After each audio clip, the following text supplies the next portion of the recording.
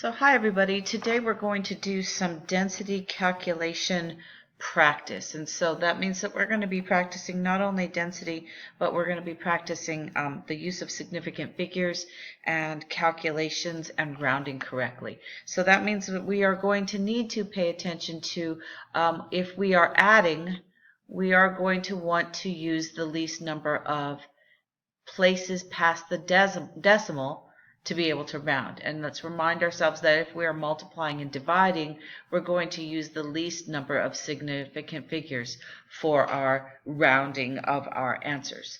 So let's take a look at our first example here, and let's remind you please that we are going to be using the density calculation, which might be very helpful to remember that density is actually equal to mass over volume.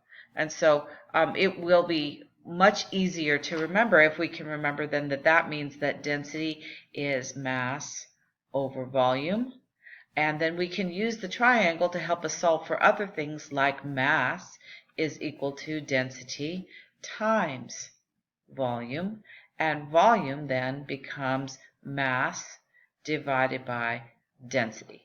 Okay, so when we look at our example here, a box measures 900 millimeters by 31.5 millimeters by 6.3 centimeters. Then we're going to need to state its volume with the proper number of significant figures.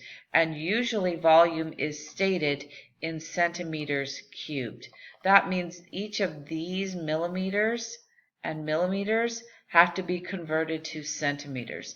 So to do that, we might have to remember that a metric conversion here means we're going to be moving from millimeters to centimeters, and that was on the stair-step line. We had millimeters here and we had centimeters at one place up. So that means we're going to actually move our decimal place one place to the left. So each of these to change to centimeters is going to mean a movement in decimal place one place to the left. So this is going to become 90.00 centimeters. And this one is going to, and I'm going to change colors so you can see it, this one's going to become 3.15 centimeters. And the 6.3 centimeters here is just fine the way it is. So that means that we are going to take 90,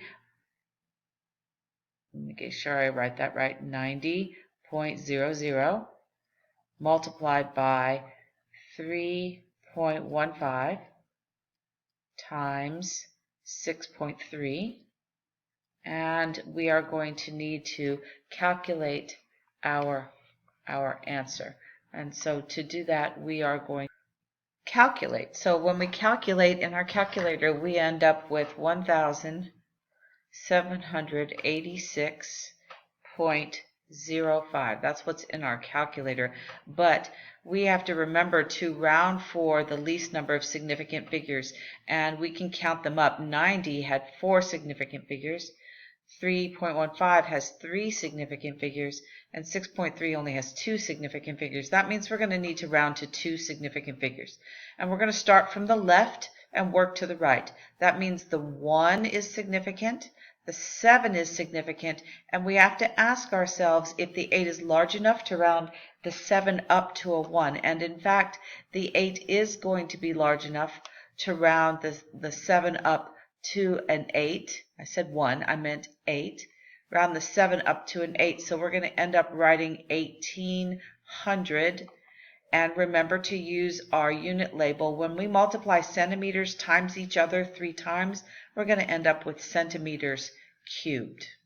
Okay, so let's take a look for a minute at one more calculation. What will we get if we calculate the density of an object using masses? So this time we're going to have to use a mass, and it says if a nut is attached to a screw, state its mass of the screw and the nut expressed with proper significant figures.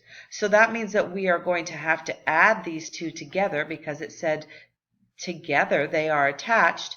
So when we add them together, we are going to need to not only add them in our calculator, but round them to the lowest number of decimal places. And that means we are having to round our answer to only 2 decimal.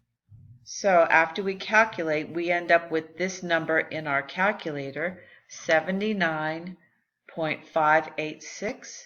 And we remember the rules for adding and subtracting, and that is that we are going to need to round to the least number of decimal places, and that means that 65.01 has only 2 decimal places, so we're going to round off to 2 decimal places, and that means the 8 is going to get rounded up to a 9 because the 6 over here is big enough to round it up, so we would write this as 79.59, and the unit label on this will be G for grams.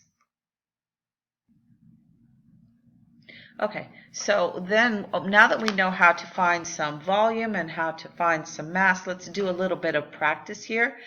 Please go ahead and calculate each of these 3 answers and remember to round them appropriately. The first one is going to get rounded for significant figures. The second one is going to get rounded for decimal places, as will the third one also be rounded for decimal places. Okay, so we have a total of 4 significant figures here, 3 significant figures here, and 2 significant figures here. That means that our answer is going to have to be rounded to 2 significant figures after we multiply.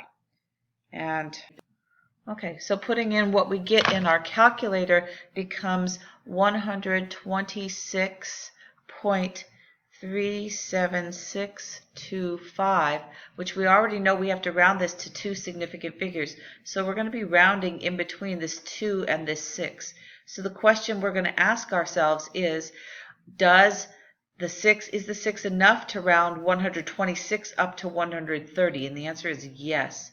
So we're going to show this as 130 millimeters cubed because we multiplied millimeters by each other 3 times.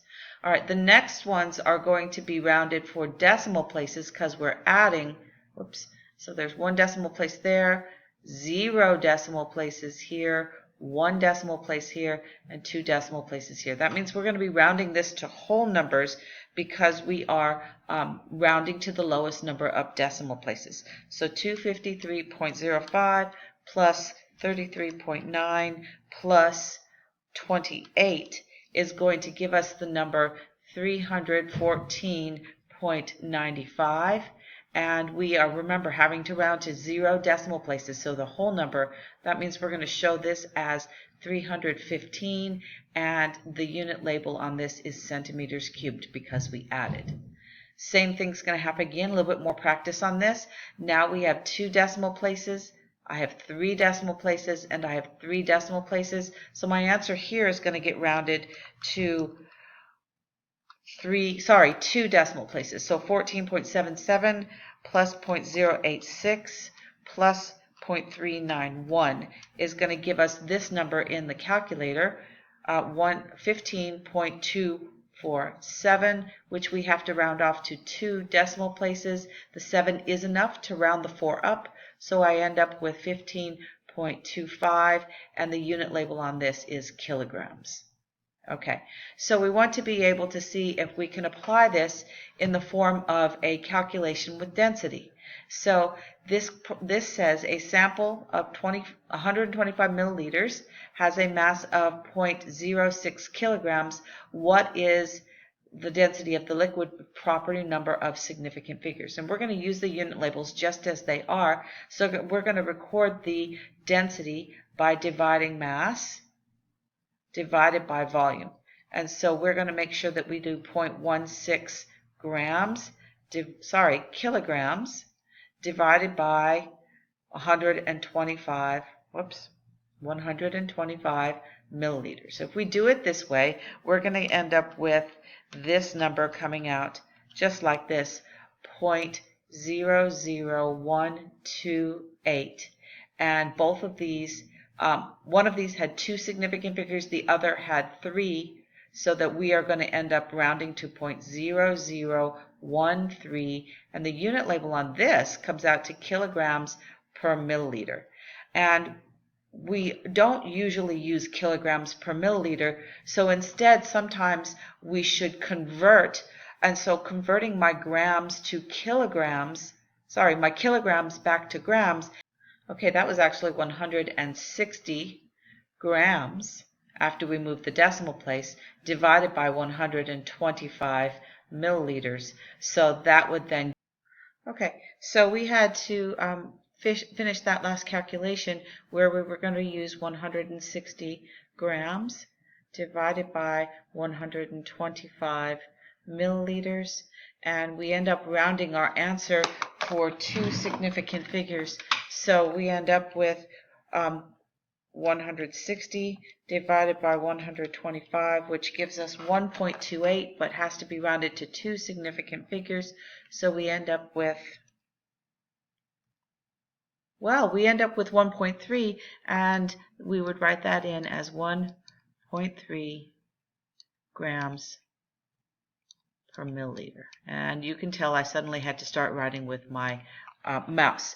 Okay, so the rest of these numbers are for you to finish up. I believe that's numbers 5 through 9, and those become part of your practice. Thank you, everybody.